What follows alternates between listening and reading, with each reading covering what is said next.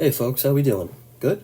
Great. We're going to talk about monkeys, more accurately, us monkeys. And by that I mean us as monkeys. Now, just in case I post this on YouTube and you don't have the context for this video is about evolution. If you were in the anthropology class I made this for, and you still don't know what's going on, just, pay more attention, dude. Damn. In any case, we're going to jump through pretty much every era of human evolution up to modern humans, alright? It's going to go kind of quick, so I need you to bear with me.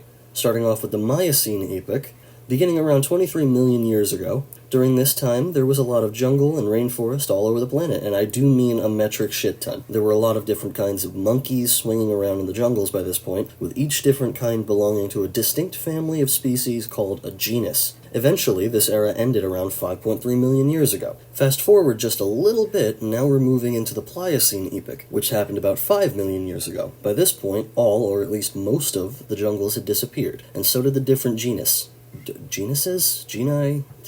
I don't know. Of monkeys that called it home. The problem with these monkeys was that they evolved specifically to survive in the jungle, with little room for much change or adaptation. So they died out, being replaced by new species that were better equipped to deal with the savanna that replaced the jungle. This was also when we started seeing more bipedal hominins, and that means early human ancestor. Think something along the lines of Caesar from Planet of the Apes. We also saw an explosion in variety, known as the hominin radiation, of different kinds of said hominins. Now technically, the Pliocene had a few mini baby epochs within it, but we don't really want to animate all that, so we're going to be quick with it. Hominin radiation saw more bipedal hominins like Australopithecus and Paranthropus. Who named these?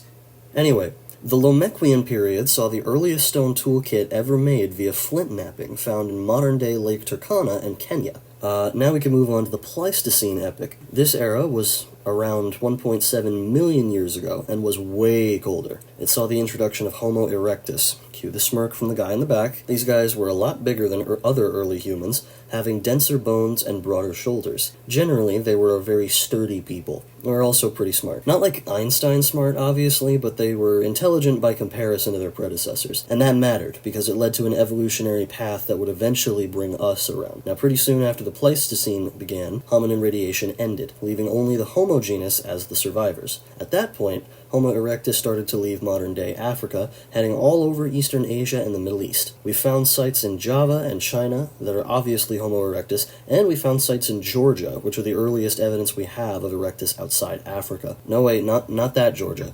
That Georgia. There we go. Now, right after these guys is when things get interesting, because we got a newcomer on the field now. Meet Homo neanderthalensis. These guys were badass for a few reasons. Aside from being one of the first species ever to use hunting tools successfully and consistently, and being the most physically imposing member of the Homo genus so far, these guys came up during the Pleistocene Ice Age. Put this in better perspective for you. These guys, starting off during the Ice Age, is kind of like if you were born and raised in O Block today. These guys were not playing.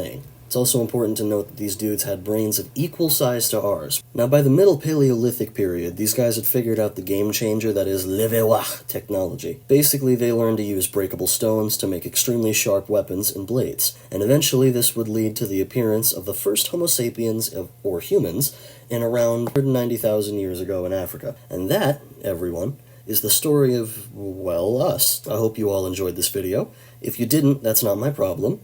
If this ends up going up on YouTube, like I think it probably will, drop a like and subscribe if you want. Or don't. I'm not going to show up at your door or anything like that.